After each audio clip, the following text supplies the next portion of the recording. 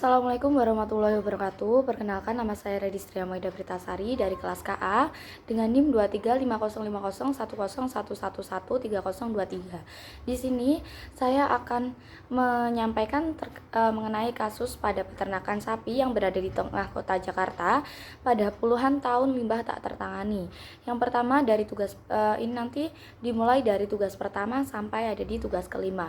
Yang pertama, adanya konflik pemerintah yang selalu menghimbau masyarakat untuk dapat mengelola limbah kotoran hewan dengan benar, salah satunya dengan memisahkan antara cairan limbah cair seperti sisa air mandi hewan dan juga limbah padat seperti kotoran hewan. Keduanya yang tidak boleh dibuang bersamaan pada saluran umum. Pada peternakan sapi ini yang sudah berlangsung sejak tahun 1970-an, dengan adanya peternakan sapi yang tersebut, limbah tersebut dibuang di saluran umum yang dapat meresahkan warga. Juga adanya peternakan tersebut yang berada di tengah kota Jakarta. Kemudian adanya keterkaitan dengan teori sosiologi. Keberadaan peternakan yang berada di tengah kota seperti Jakarta yang dapat menimbulkan konflik antara kebutuhan ekonomi peternak dengan kebutuhan kesehatan dan kenyamanan lingkungan perkotaan. Limbah yang tertangani ini dapat berdampak negatif pada lingkungan dan kesehatan masyarakat. Perlu meningkatkannya adanya teknologi yang sekarang berkembang melalui program-program pelatihan seperti adanya subsidi insentif dari pemerintah. Teknologi sekarang ini yang berkembang dapat juga dijadikan menjadi biogas dari limbah sapi yang menjadi solusi juga dapat menguntungkan peternak sendiri. Kemudian adanya solusi. Yang pertama, adanya edukasi yang diberikan oleh pemerintah. Dengan menyelenggarakan edukasi antara pemerintah dan peternak dapat tentang pembuangan limbah kotoran hewan yang agar masyarakat dan peternak itu mempunyai kesadaran akibat yang ditimbulkan dari peternak saat membuang limbahnya di tempat umum yang dapat menimbulkan hal negatif seperti munculnya bau, munculnya hewan lalat, dan banyak sebagainya. Kemudian di sisi lain, peternak sendiri juga harus mempunyai aliran kemana limbah kotoran tersebut harus dibuang agar tidak dapat bercampur dengan limbah umum. Dengan adanya pemisahan tersebut akan berguna, limbah tersebut terutama digunakan sebagai pupuk kompos, kemudian dapat dijual lagi. Selanjutnya yang kedua, adanya lokasi peternakan dan izin usaha peternakan, di mana yang kita ketahui bahwa lokasi peternakan yang harusnya jauh dari pemukiman warga, tetapi dalam kasus ini peternakan tersebut justru berada di tengah kota, yang terutama pada kota Jakarta, yang dalam perencanaan lokasi yang harus mempertimbangkan banyak hal apabila peternakan itu harus berada di tengah kota. Yang pertama, dapat menularkan sakit, kemudian muncul bau yang tidak sedap, yang dalam peraturan pemerintah seharusnya ada lokasi khusus yang dapat membuka peternakan yang jauh dari lokasi masyarakat. Pemerintah juga harus melihat di mana peternakan itu berada, karena merupakan itu salah satu izin dari lokasi peternakan. Kemudian ketiga, adanya tingkat kepadatan ternak. Dalam hal ini yang dapat mengurangi agar terjadinya penyebaran hal negatif, juga pengurangan hewan ternak.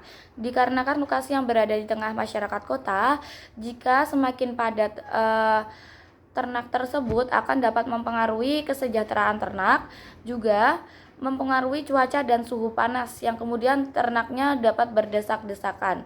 Maka dilakukanlah pengurangan kepadatan ternak agar ternaknya dapat sejahtera. Kemudian adanya perjanjian antara peternak, masyarakat atau warga sekitar dan juga pemerintah. Dengan membuat perjanjian dan membangun komunikasi yang dapat menyelesaikan masalah yang dapat muncul sehingga dapat teratasi secara bersama dan berlangsung dengan baik. Pada kasus ini, peternak harus mempunyai aliran kotoran sendiri agar tidak bercampur dengan aliran umum yang dapat menimbulkan banyak masalah, terutama peternakan tersebut yang lokasinya berada di tengah kota. Dengan hal tersebut, diharapkannya juga adanya kerjasama antara pemerintah dan peternak agar dapat membantu mengatasi permasalahan tersebut. Pada kasus tersebut, belum adanya larangan tegas terkait pengelolaan limbah kotoran hewan di Jakarta yang dapat meresahkan warga sekitar. Dugaan pencemaran akibat peternakan yang ada di Cikoko, Pancoran juga menjadi awal mulanya lahirnya aturan tersebut. Solusi awal yang akan ditempuh oleh memperlebar saluran air agar tidak ada lagi sendatan. Namun, solusi tersebut hanya berlaku dalam jangka pendek dan berharap pemerintah membuat aturan yang lebih tegas lagi. Juga berharap warga dan memberikan kepastian mengenai dinas mana yang harus terkait dalam permasalahan ini. Sebentar. Pada bagan-bagan yang terlampir pada tugas 2, penjelasannya antara hubungan peternak sapi dengan warga sekitar. Konflik itu dapat muncul jika berdampak limbah pada menjadi serius seperti pencemaran yang mempengaruhi kesehatan warga dan peternak dianggap tidak dapat mengambil tindakan yang serius. Kemudian adanya regulasi pemerintah bersifat kontroversi disasosiatif. Adanya tidak kesepakatan antara peternak dan pemerintah mengenai standar regulasi dan cara penegakannya dengan mengadakan dan menetapkan sanksi. Kemudian peternak sapi dan media atau kooperatif asosiatif. Peternak memungkinkan melakukan akomodasi terhadap pengawasan media dan menyediakan informasi transparan mengenai usaha mereka dalam mengelola limbah dan upaya untuk memperbaiki situasi. Kemudian hubungan pemerintah daerah dan LSM atau lembaga swasembada masyarakat. Asosiatif kooperatif. Pemerintah daerah dapat bekerja sama dengan LSM untuk merancang dan melaksanakan kebijakan pengelolaan limbah secara kampanye dan edukasi kepada masyarakat dan peternak. Selanjutnya, pemerintah yang melakukan pengawasan terhadap masyarakat atau peternak kepada laporan tersebut dan melakukan penyampaian kepada media. Dan melalui media tersebut disebarkan mengenai limbah kotoran hewan. Kemudian dengan Dinas Lingkungan Hidup yang melakukan survei kepada masyarakat setempat dan diadakannya pemberdayaan masyarakat dan peternak sapi tersebut melalui sosialisasi untuk mencari hasil dan solusi atas permasalahan tersebut. LSM dan komunitas publik atau asosiatif dan komunikatif memberikan feedback dan dukungan juga masukan terhadap inisiatif pengelolaan dan memberikan pelatihan juga kepada peternak dan mengadvokasi perbaikan. Adanya penerimaan teknologi baru, asimilasi. Peternak dapat mengadopsi teknologi baru dalam pengelolaan limbah yang telah terbukti efektif di tempat lain. Proses ini melibatkan adaptasi praktik lama dengan teknik baru yang lebih ramah lingkungan. Kemudian adanya integrasi kebijakan, asimilasi. Pengelolaan limbah dari pemerintah daerah juga dengan praktik peternakan lokal yang memastikan bahwa kebijakan tersebut dapat diterima dan diterapkan dalam konteks lokal. Dinas Lingkungan Hidup Masyarakat dan penanganan masalah lingkungan hidup. Pengelolaan masalah terkait limbah dan lingkungan serta memastikan kebutuhan terhadap standar. Unsur-unsur kultur universal yang ada pada kasus peternakan yang ada di tengah kota. Yang pertama, adanya pengetahuan yang minim. Pengetahuan tentang cara mengelola sapi, pengelolaan pakan, dan penanganan limbah adalah bagian tradisi yang diwariskan. Jadi, pengetahuan dari pengelolaan pakan tersebut tidak mengikuti perkembangan seiring perkembangan teknologi zaman sekarang. Solusinya, pengetahuan ini harus terus berkembang melalui pelatihan dan penyuluhan dari pemerintah ataupun lembaga terkait. Dengan adanya sosialisasi dari pemerintah juga penambahan bahan pakan atau alternatif pakan. Yang kedua, adanya organisasi sosial berhubungan dengan kelompok atau sejumlah organisasi yang ada di Jakarta ataupun di daerah lain. Solusinya, peternak seringkali tergabung dalam kelompok atau asosiasi yang memfasilitasi kolaborasi dalam pemasaran, pembibitan, dan berbagai informasi. Ini dapat menciptakan jaringan sosial yang mendukung keberlanjutan dari usaha peternakan. Kemudian yang ketiga, sistem teknologi. Kurangnya dalam penggunaan teknologi pada peternak sehingga menyebabkan limbah yang ada di peternakan mengalir ke pemukiman masyarakat. Solusinya dengan adanya penggunaan teknologi biogas ataupun kompos untuk mengolah kotoran sapi ataupun kotoran ternak lainnya yang dapat menjadi energi atau pupuk. Juga pengelolaan limbah peternakan agar tidak mengalir ke dalam pemukiman masyarakat. Yang keempat ada sistem sosial, komunitas peternak yang beroperasi di area perkotaan dengan keterlibatan masyarakat sekitar. Solusinya dapat mengajak masyarakat terutama yang berada di lingkup peternakan sapi tersebut untuk saling berpartisipasi dalam perencanaan teknologi ke depannya. Juga memiliki peran yang dapat menghadapi wabah penyakit yang berasal terutama dari peternakan tersebut. Yang kelima adanya upacara hewan adat. Praktik keagamaan ini seringkali mempengaruhi cara peternak untuk dapat merawat hewan, dapat merawat ternak mereka, termasuk ritual tertentu sebelum adanya jual beli, transaksi jual beli dan menyembelih sapi. Solusinya apabila ada penyakit yang ada pada peternak tersebut, adanya fasilitas dan infrastruktur yang baik seperti dari pemerintah, seperti menyediakannya klinik atau puskesmas untuk hewan yang dapat diakses mudah oleh peternak. Yang keenam adanya sistem ekonomi. Peternak sapi sebagai mata pencarian di tengah kota yang menopang sistem ekonomi lokal. Solusinya dengan adanya limbah yang tercemar di masyarakat menjadikan peluang bagi peternak untuk menjadikan limbah menjadi hal yang berguna dan merubah untuk sebagai penambah atau cadangan mata pencarian peternak. Yang pertama, jelaskan posisi strata masing-masing pihak yang berinteraksi pada kasus tersebut. Yang pertama ada strata sosial. Posisi strata sosial masing-masing pada pihak yang berinteraksi pada kasus ini. Yang pertama ada strata sosial rendah hingga menengah ke bawah. Peternak sapi umumnya berasal dari kelompok masyarakat dengan tingkat pendidikan yang relatif rendah, pendapatan yang tidak stabil, dan akses terbatas terhadap sumber daya. Mereka seringkali berada di posisi yang rentan karena tergantung pada lahan yang terbatas dan menghadapi berbagai kendala seperti kurangnya pengetahuan teknis, kesulitan akses pasar, dan stigma sosial terkait peternakan di perkotaan.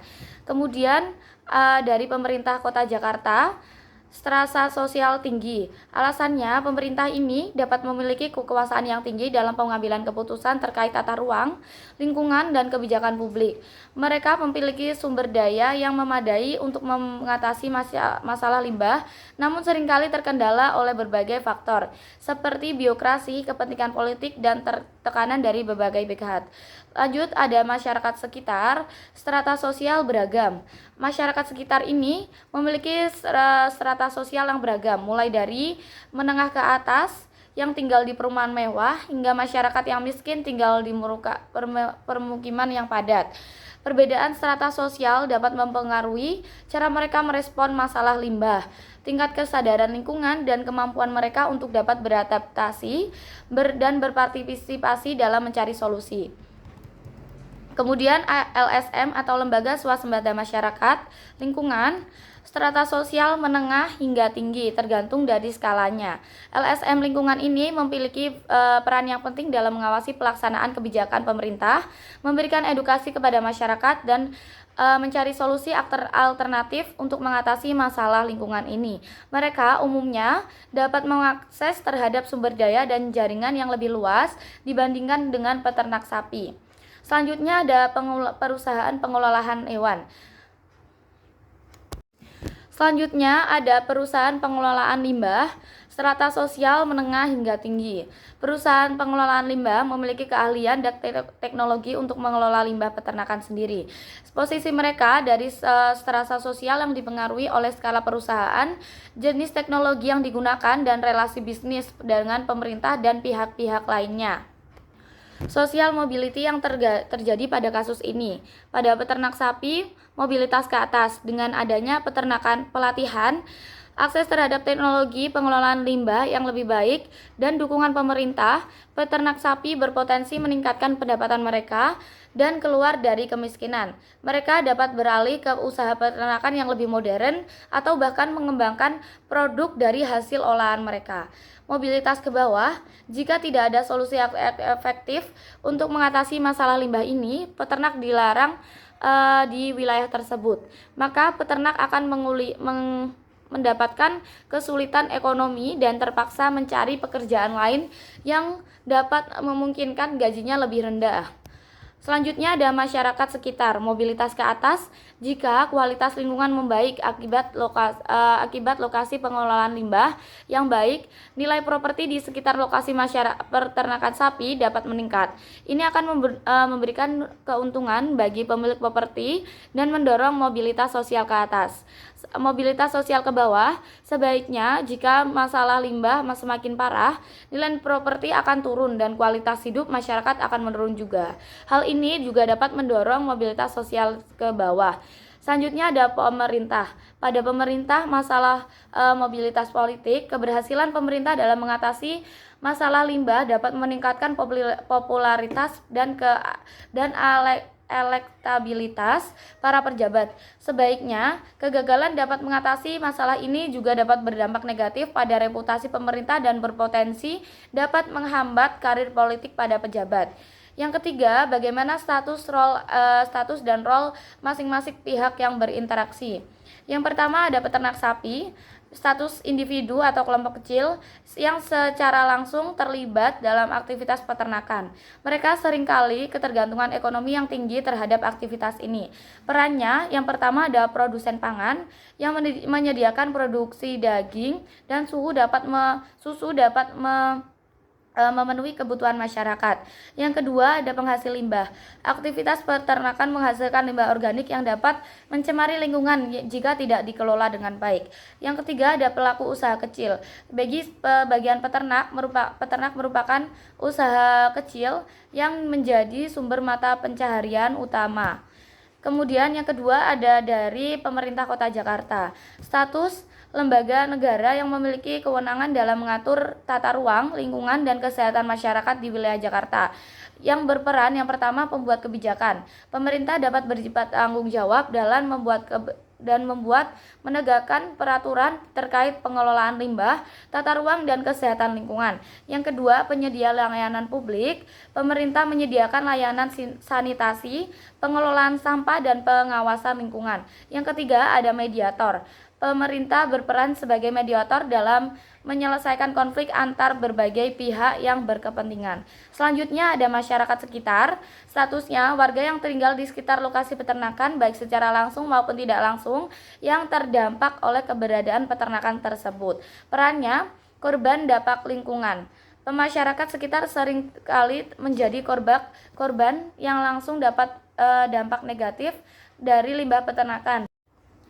Yang kedua ada pelapor masalah. Masyarakat yang dapat berperan sebagai pelapor jika terjadi pelanggaran terhadap peraturan lingkungan. Yang ketiga, penuntut keadilan. Masyarakat dapat menuntut pemerintah untuk mengambil tindakan terhadap masalah lingkungan yang mereka hadapi.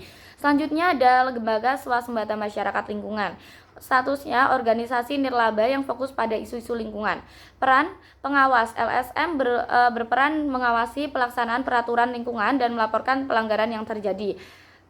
Yang kedua, advokasi. LSM melakukan advokasi yang mendorong pemerintah dan masyarakat agar lebih peduli terhadap lingkungan sekitar. Yang ketiga, ada pendidikan. LSM memberikan pendidikan dan kesadaran lingkungan terhadap masyarakat. Selanjutnya, ada perusahaan pengelolaan limbah. Statusnya sebagai perusahaan swasta yang memiliki keahlian dalam mengelola limbah. Perannya yang pertama penyedia jasa. Perusahaan pengelolaan limbah menawarkan jasa pengelolaan limbah kepada peternak ataupun pemerintah. Mitra pemerintah. Perusahaan dapat menjadi mitra pemerintah dalam upaya pengelolaan limbah skala besar. Sekian dari yang saya sampaikan mengenai kasus peternakan yang berada di tengah kota Jakarta. Dalam kasus tersebut limbahnya tidak tertangani. Pada kasus ini, merupakan fenomena sosial yang kompleks dengan implikasi yang luas. Melalui penelitian yang mendalam dan analisis yang cermat, kita dapat memperoleh pemahaman yang lebih baik tentang permasalahan ini dan dapat mengembangkan solusi yang lebih efektif. Yang dengan penekanan aspek sosiologis, kasus ini juga menyajikan banyak dimensi yang menarik untuk dapat dikaji, dimulai dari interaksi sosial, konflik kepentingan, hingga dinamika kekuasaan. Terima kasih. Wassalamualaikum warahmatullahi wabarakatuh.